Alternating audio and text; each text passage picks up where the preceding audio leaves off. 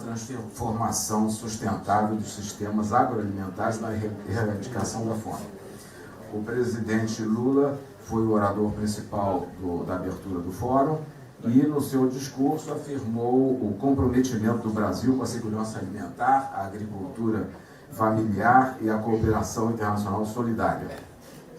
O presidente também manteve um encontro bilateral e esteve acompanhado em todas as ocasiões pelo diretor-geral da FAO, Chu Dong-yu. Durante essa visita, o presidente também participou da inauguração do escritório do Mecanismo do Apoio Global contra a Fome e a Pobreza, instalado aqui na sede da FAO, para poder articular todas as experiências e as participações dos tantos países que já fazem parte da Aliança Global. E ainda, só lembrar que lançado no ano passado, em 2024, do ano da presidência do G20. Já essa iniciativa já tem, a Aliança Global, cerca de 200 membros entre países, organizações internacionais, bancos de desenvolvimento, e é uma iniciativa que busca impulsionar políticas públicas, mobilizar recursos e fortalecer a cooperação internacional a favor de um mundo mais justo e livre da fome. O presidente Lula também participou em reunião do Conselho de Campeões da Aliança Global, co-presidido pelo Brasil e pela Espanha.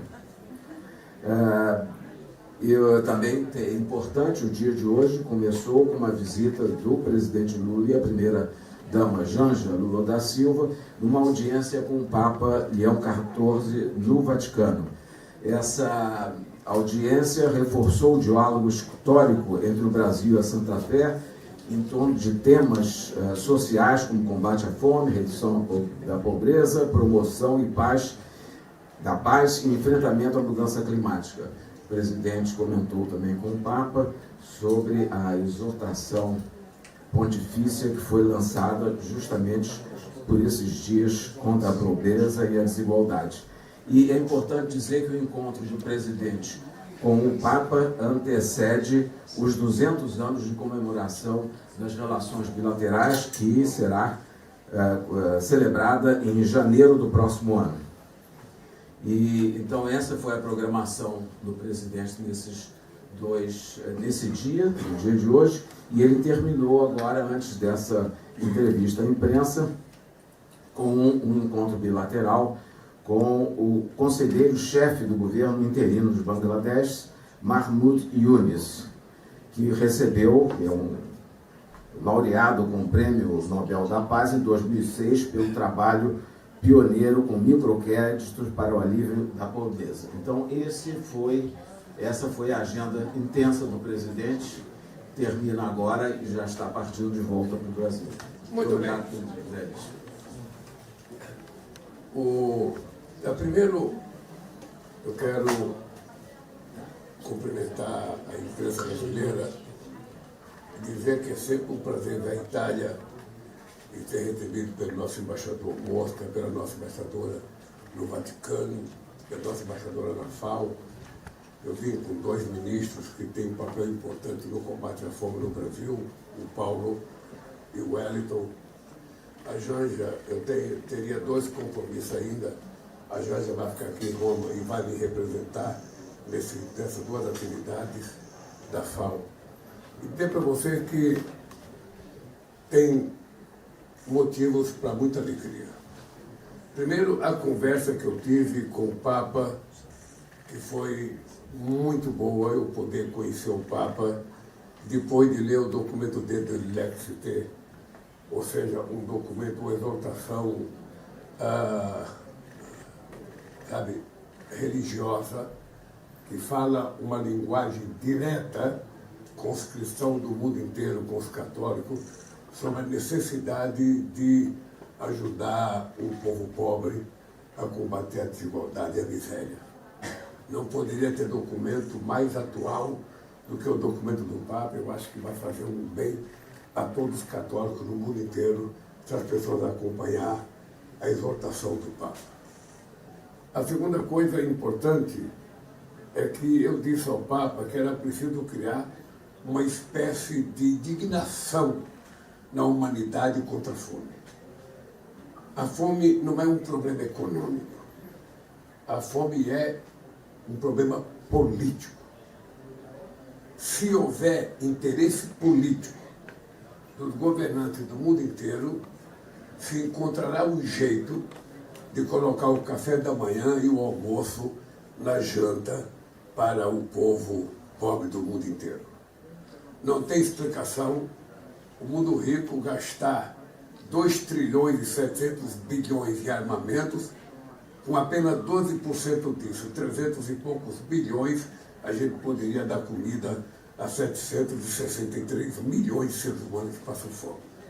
Então eu fiz questão de vir aqui na FAO, sabe, encontrar com o Papa para poder dizer essas coisas, porque a gente só vai acabar com a fome no mundo quando houver indignação da humanidade. Há muito tempo atrás se dizia que a gente não ia ter capacidade tecnológica de produzir alimento para acompanhar o crescimento da humanidade. E hoje nós produzimos quase 2 vezes o alimento necessário.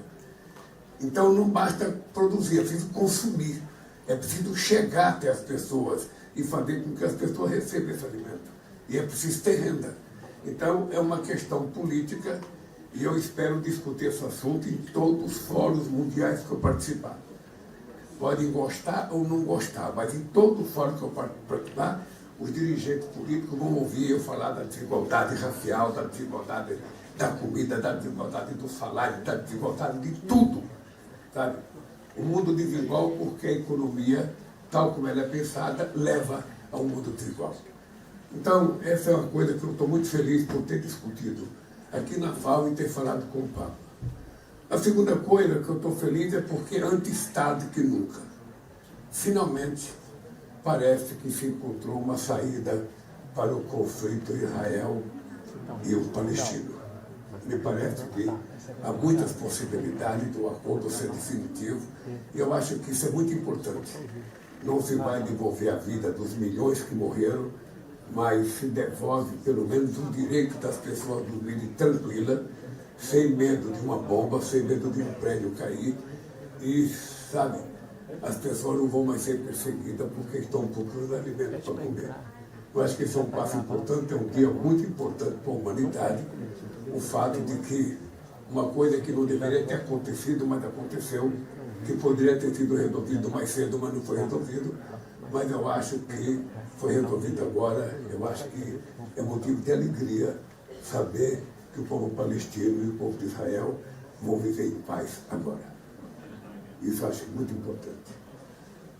Também eu acho extremamente importante a gente saber que, sabe, se o mundo foi capaz de resolver, sabe, a questão de Israel, eu penso que está na hora da gente começar também a pensar em resolver o problema da guerra da Ucrânia e da Rússia, e a Ucrânia.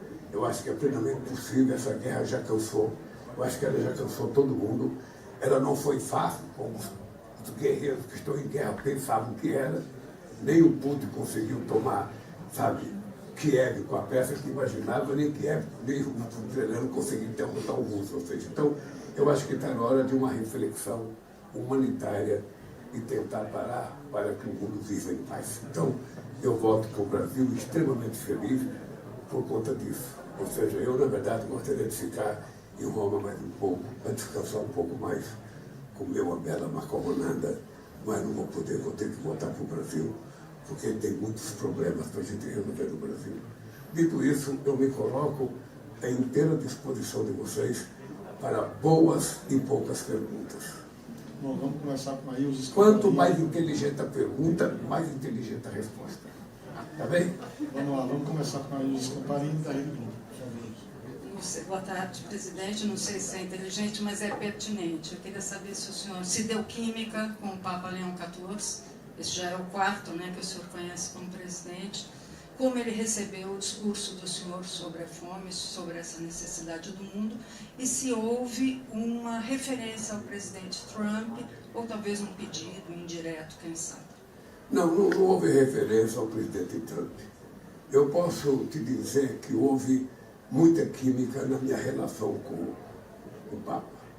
Você sabe que eu sou um ser humano, que eu acredito que a relação humana é 80% química e 20% emoção e razão. E por quê? Porque eu tinha lido o documento do Papa antes de conversar com o Papa. Então parecia que eu estava conversando com alguém que eu já conhecia há 20 anos atrás, há 30 anos atrás. Parecia que eu estava conversando com gente que participou da teologia da libertação comigo. Dá a impressão que eu estava conversando com o Leonardo Boff, com o Frei Beto, com o Dom Evaristo Arnes, com o Dom Pedro Cavadaglia, sabe? De tanta afinidade que havia entre o propósito do Papa e o propósito da luta contra a fome e a pobreza no mundo. Então houve bastante, sabe, química. Eu convidei o Papa para ir na COP. Ele disse que não pode ir porque já tem alguns compromissos, inclusive alguns compromissos assumidos pelo Papa Francisco, que ele terá que cumprir. Mas ele disse que a qualquer momento ele estará no Brasil, porque o Brasil é o maior país católico do mundo e eu acho que ele tem um papel importante. Tá? A Igreja Católica estará bem representada na COP. Mas ele, lamentavelmente, não pode ir. E eu compreendo. Posso te dizer que foi um encontro maravilhoso.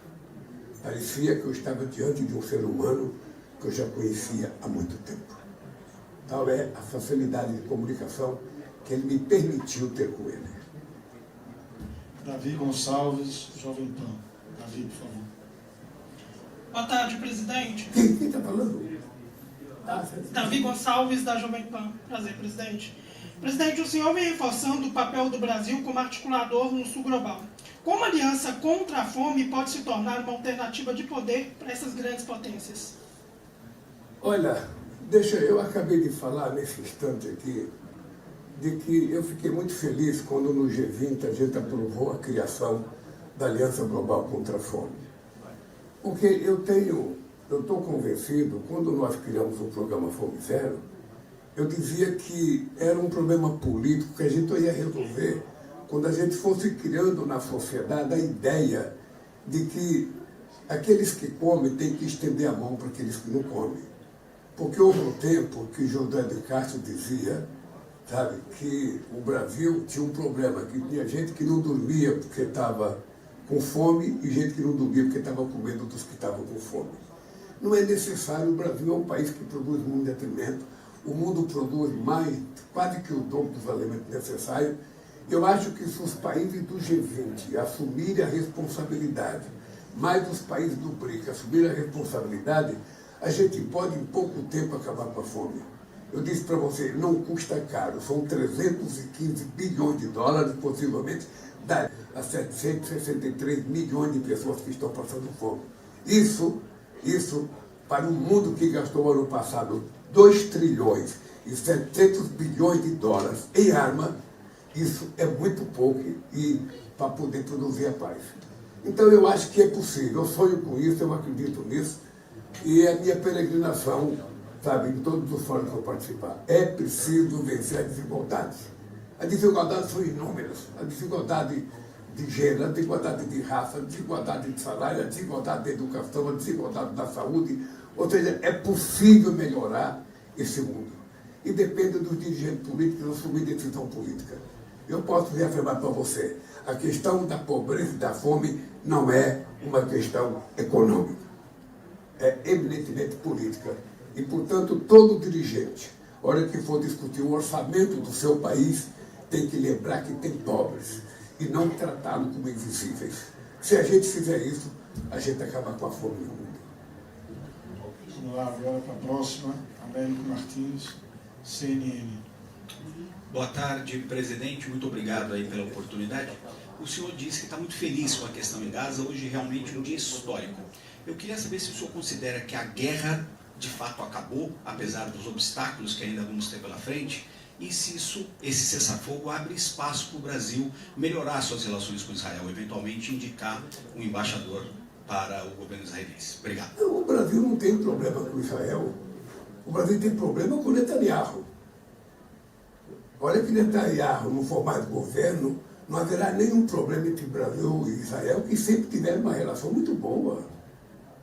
Nós sabemos o papel que o povo judeu tem feito, inclusive lutando contra a atitude do Netanyahu. Nós sabemos que o povo judeu não concordava em muita parte com aquela guerra. Eu estou feliz porque, veja, eu não sei se é definitivo ou não, mas eu estou feliz porque é um começo muito promissor. Sabe, o fato do presidente Trump ter ido a Israel, ter ido no parlamento, ter falado, é um sinal muito importante. E agora vai ter reunião no Egito com os países da Europa. Eu acho importante. Eu espero que aqueles que ajudaram, sabe, Israel na sua posição de virulência, agora, sabe, ajudem a ter uma paz definitiva. Eu acho que todo mundo vai ficar feliz.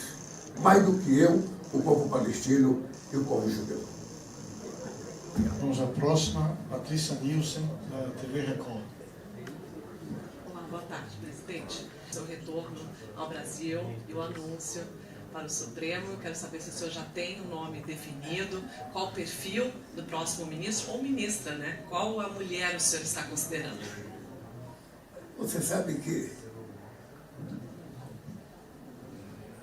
eu acho no Brasil uma coisa muito interessante. É que as pessoas acham que as pessoas podem decidir pelo governo. Veja, indicar o ministro da Suprema Corte ou uma ministra é uma tarefa eminentemente do presidente da República. Tá? O que foi precipitado, que não estava previsto, foi o ministro Barroso, sabe, se afastar com tanta rapidez. Eu imaginava que ele queria se afastar, mas eu imaginava que fosse demorar um pouco mais. Ora, na hora que ele se afastou, eu agora vou pensar quem indicar e como indicar. Eu quero uma pessoa, não sei se mulher ou homem, não sei se preto ou branco, eu quero uma pessoa que seja, antes de tudo, uma pessoa gabaritada para ser ministro da Suprema Corte. Eu não quero um amigo.